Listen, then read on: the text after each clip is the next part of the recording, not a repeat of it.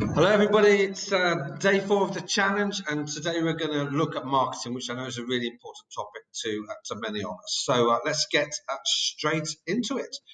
Um, the first thing is that we're going to look at some of the key rules of marketing. And now these are fairly simple but powerful statements. So make a note of them and reflect on to what extent you're aware of them or how they might apply to you.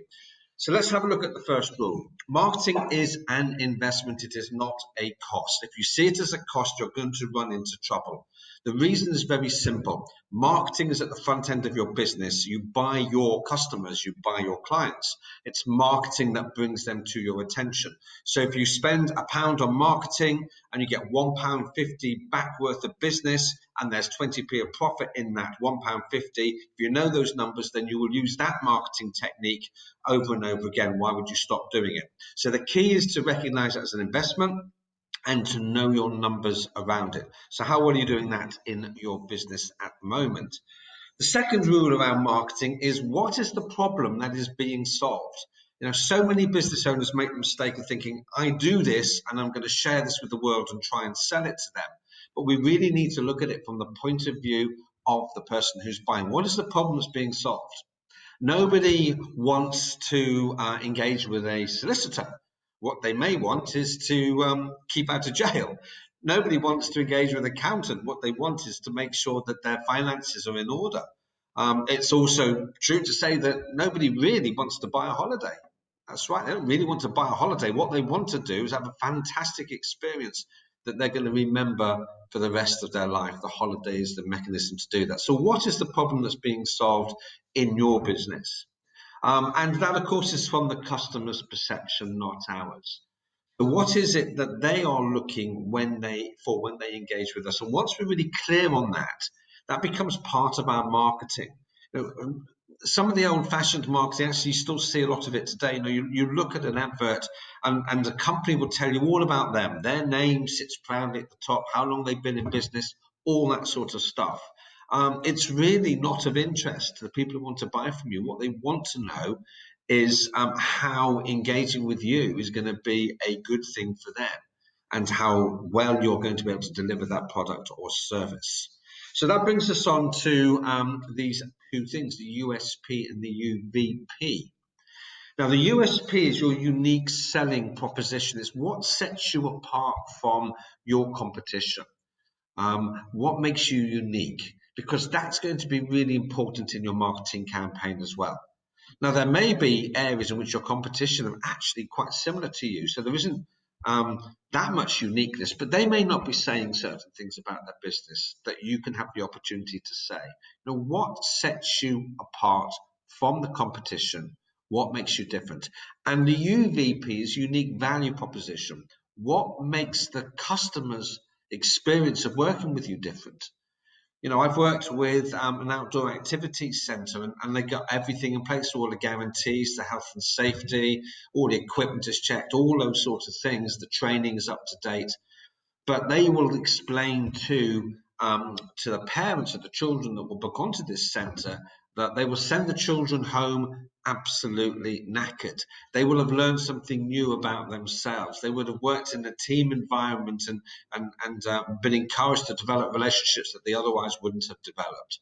So that's the uniqueness from the customer's experience. So what could it be for you? And then finally, we've got the structure of a marketing campaign. We call it the 10 by 10. So there are 10, perhaps up to 10 different ways in which you could do your marketing. You could have printed material, you could have networking, you could have social media, you could have a referral policy, you could have a range of different ways in which you market your products and services.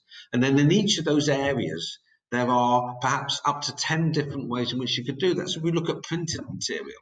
You've got leaflets, you've got articles in newspapers, you've got adverts, you've got billboards, you've got signage. With social media, you've got the different platforms, you've got joining groups, you've got making posts, you've got paid ads, you've got engaging conversations. So I would encourage you to look at the multiple ways in which you could do your marketing. And of course, we're not going to do 100 different ways in one go, but we can pick 3 or 4 marketing strategies that we can test and measure. If these areas are things that resonate with you, but perhaps you're thinking, I really need to know more about this, then the good news is, later on this year, we will be running a whole day on these topics and the other topics that we're covering on the 7-day challenge. But for now, let's just keep to the basics. And then we're going to look at how marketing needs to get and keep attention and what happens next. So let's just have a quick look at that.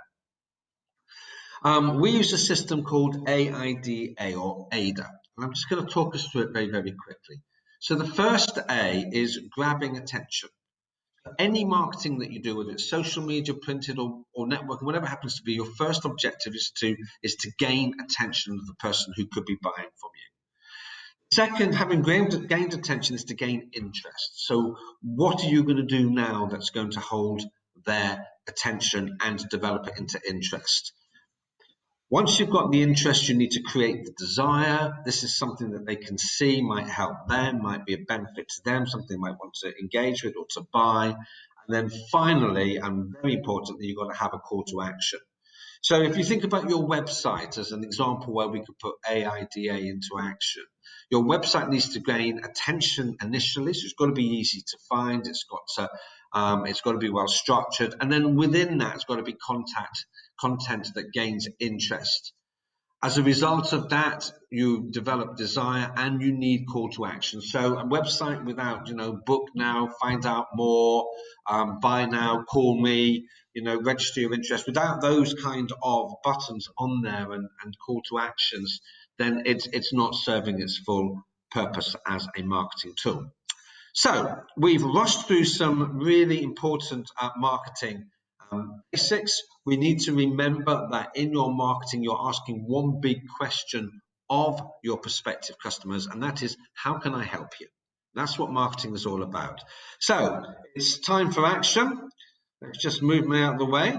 The first action I would say is, do you know what your numbers are? And if you don't, can you go and work them out? That's your marketing numbers. Where are your leads coming from? How many are you getting in a week, a month, whatever?